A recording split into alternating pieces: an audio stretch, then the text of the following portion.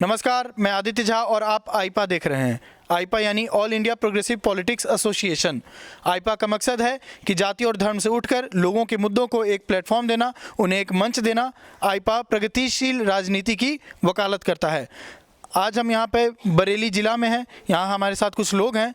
आइए हम जानते हैं इनके क्या मुद्दे हैं, किस तरीके से ये सोचते हैं और इन्हें किस तरीके की राजनीति पसंद है। आप बताइए, इस गाँव के क्या मुद्दे हैं? इस गांव के मुद्दे ये पहली बात तो रास्ता जो हमारा मेन रास्ता ही ख़राब है। ये मेन रास्ते पे हर जगह रोड पड़ चुका है। एक गांव के लिए 2-3 रास्ते होते हैं, रोड पड़े हुए होते हैं। हमारे यहाँ एक सिंगल रास्ता भी नहीं है। आपको क्यों लगता है आपके गांव में क्यों नहीं अभी तक रास्ता आया? इसका कारण तो यही हुआ कि जो हमारे जो प्रतिनिधि बना के लाते हैं, हम जिन्हें चुनते हैं, वो हमारे यहाँ पर काम नहीं करते हैं। जबकि हमारा शहर से मात्र 6 किलोमीटर दूर है बस। और 6 किलोमीटर क्या, बल्कि शहर ही आ चुका है यहाँ तक, क्योंकि बरेली विकास प्राधिकरण के क्षेत्र के अंतर्गत आने वाला ही है, बिल्कुल लगा हुआ है बिल्कुल। तब भी यहाँ पर कोई विकास कार्य इस तरह से नहीं हो रहा है। सबसे नज़दीकी अस्पताल यहाँ पे कौन सा है? सरकारी अस्पताल कितनी दूर है? करेली ब्लॉक में है 1 किलोमीटर के लगभग। 1 किलोमीटर। वहाँ पे व्यवस्थाएं हैं सारी व्यवस्था नहीं, कुछ व्यवस्था है। सारी व्यवस्था नहीं, क्या क्या कमी है उसमें? जो है वहाँ पर मरीज़ को रखने की जगह नहीं है। दवा देते हैं, डिस्ट्रिक्ट चले जाओ। एक छोटी सी बिल्डिंग है बहुत ज़्यादा। वो अस्पताल उसे नहीं कह सकते फिर ना। डिस्ट्रिक्ट की संस्था है। अच्छा, संस्था है, लेकिन वो मतलब प्रॉपर अस्पताल नहीं है जहाँ पे इलाज नहीं। वो उसे अस्पताल नहीं बोलते हैं, उसे बोलते हैं वो जो प्राथमिक उपचार केंद्र। उपचार केंद्र हो गया, सही बात। वो अस्पताल नहीं है।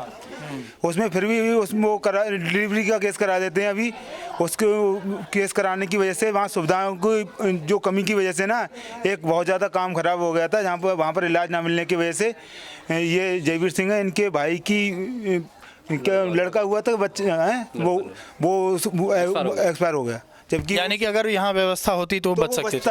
हर हाल में बचता, लेकिन व्यवस्था की कमी की वजह से वो नहीं बचा। तो सबसे नज़दीकी, मेरा सवाल यही था, सबसे नज़दीकी अस्पताल कहाँ है जहाँ पे आपको चिकित्सा, प्रॉपर चिकित्सा मिल जाता है? वो कितनी दूर है यहाँ से? वो पड़ता है 7 किलोमीटर दूर, क्यों बरेली ही जाना पड़ता है हमारे लिए, और कोई व्यवस्था यहाँ पर नहीं है। सबसे नज़दीकी सरकारी स्कूल कौन सा है यहाँ पे? सरकारी स्कूल हमारे गांव में ही है, मगर ज़्यादा शिक्षा के लिए बाहर जाना पड़ता है। अच्छा, ऊपरी जो हाई स्कूल की शिक्षा है उसके लिए आपको बाहर जाना पड़ता है। प्राथमिक शिक्षा यहाँ पे है। क्या यहाँ पे जो शिक्षा व्यवस्था है, आप गांव के शिक्षा व्यवस्था से आप प्रसन्न हैं? यहाँ शिक्षक टाइम से आते हैं? आपको मिड डे मील मिलता है आपके बच्चों को?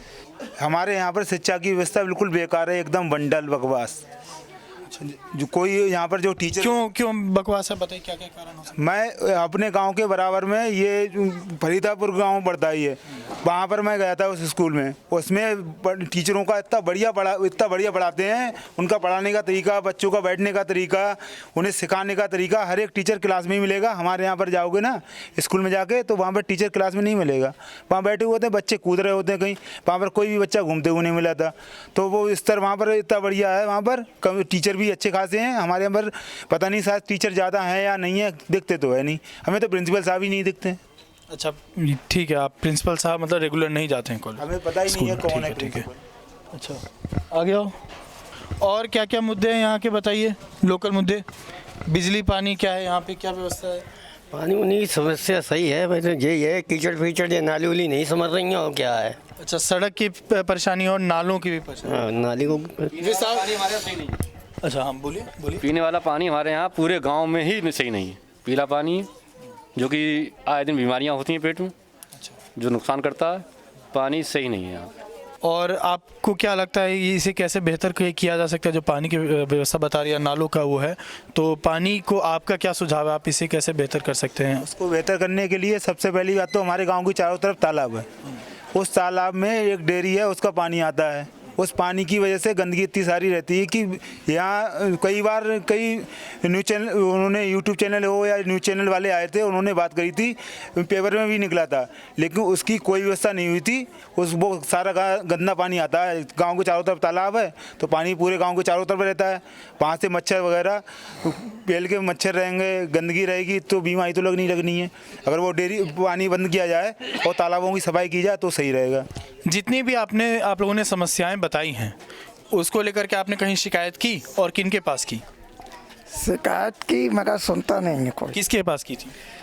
काफ़ी बार शासन के लिए भी दे चुके हैं डेयरी के बारे में, मगर सुनता नहीं। और बताइए थोड़ा कहाँ कहाँ शिकायतें की, क्या रिस्पॉन्स रहा, क्या जवाब था उनका?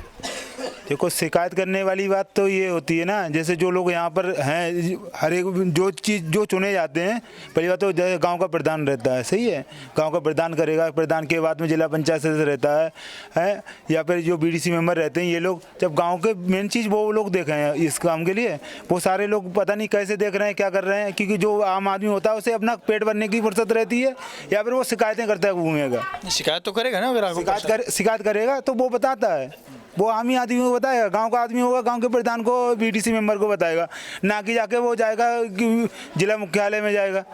कोविड एक बड़ी समस्या रही। कोविड के समय में आपके घर से जो वैक्सीनेशन केंद्र था वो कितनी दूर था? क्या वैक्सीन आसानी से लग जा रही थी? हाँ, ये तो पंचायत घर पे हमारी लगती थी। कितनी दूर था वो केंद्र? 100 मीटर। वैक्सीन बड़े आराम से लगी, कोई दिक्कत नहीं।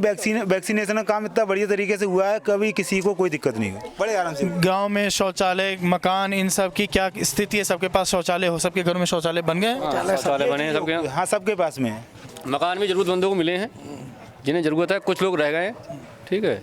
हाँ, वो तो धीरे धीरे मिल रहे हैं और फाइलें पड़ी हुई हैं, प्रधान जी को पता है, फाइलें पड़ी हुई हैं, और बनेंगे सर। तो आपने देखा, हम यहाँ गांव में बात कर रहे हैं इनकी समस्याओं को लेकर के, इनकी परेशानियों को लेकर के, और बहुत सारी चीज़ें सामने आई, जैसे कि आप सड़क कह लीजिए, जो नालों का परेशानी कह लीजिए, शिक्षा एक बड़ा मुद्दा यहाँ पे बनकर आया, स्वास्थ्य में भी कहीं ना कहीं इस गांव में उतनी व्यवस्थाएं नहीं है। हमारी सुनो आप, जय सरकार, हाँ बहुत दुख है, दुख इस बात का, आवारा जानवर बहुत ज़्यादा, सरकार को इंतजाम नहीं करे आवारा जानवरों को। हम तो चौकीदारी करके बीमार हो रहे हैं, बीमार पड़ गए इस बार जो मतलब जो आप मवेशी जो आप पालते हैं, मवेशी यहाँ बहुत ज़्यादा मवेशी, आवारा मवेशी बहुत, कोई इंतजाम नहीं सरकार का, किसी प्रकार इंतजाम नहीं है। और ये काश्तकार इस तरीके से बीमार हो के मर जाएंगे सब गाँव के लोग, जहाँ जहाँ मवेशी सभी मर जाएंगे काश्तकार, हम क्या मर जाएंगे। चौकीदारी करें, रात में चौकीदारी करें, दिन में चौकीदारी, क्या कराना बाहर जानवरों को। तो इसके लिए आपके हिसाब से क्या होना चाहिए? इसका हिसाब से कोई गौशाला बने, कहीं इनको आराम से व्यवस्था करी जाए, हैं? और ना तो पाबंदी हटा दो, और क्या करो फिर, ना सरकार बस की बात है तो पाबंदी हटा दो, ना बस व्यवस्था करने की व्यवस्था ना है, जुगाड़ कोई तो पाबंदी हटा दो, बताइए छुट्टी हो, जब पाबंदी लगा रखी है तो इनको इंतजाम करो, सरकार काम चाहिए इंतजाम करने का है। कितने प्रतिशत आपका फसल बर्बाद हो जाता है उसके कारण? हमारे पास में जो खेती है, वो खेती यहाँ पर थी ये 6.5 और 5 11 बीघा ज़मीन थी। हमने 5 बीघा ज़मीन तो हमने खाली छोड़ दी थी गायों की वजह से, और 6 बीघा में गेहूँ कर रहे थे। गेहूँ एक ही बार में, एक ही रात में पूरा फसल खत्म, पूरी फसल खत्म।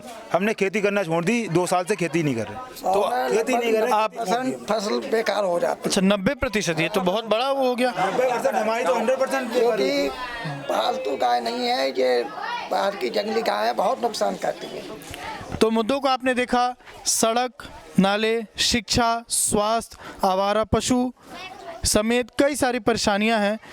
एक बात इन्होंने ये भी बताया कि कोविड के दौरान इन्हें टीकाकरण में बिजली ये सब सही है, पानी की जो पीने की व्यवस्था है वो ख़राब है। तो ये सारे इशू हैं जो कि हम आपके सामने लाए हैं। आईपा का यही मकसद है कि जो पुरानी राजनीति चली आ रही है उससे हट करके हम आपको बताएं मुद्दे क्या हैं, गांव-गांव जाएं, लोगों के मुद्दों को एक मंच दें। मैं आदित्य झा हूँ, आप आईपा के वीडियो देख रहे थे। हमारे वीडियो को लाइक कीजिए, जो भी आपके सुझाव हैं कमेंट बॉक्स में दीजिए, हमारे वीडियो को शेयर कीजिए और चैनल को सब्सक्राइब ज़रूर करें। धन्यवाद।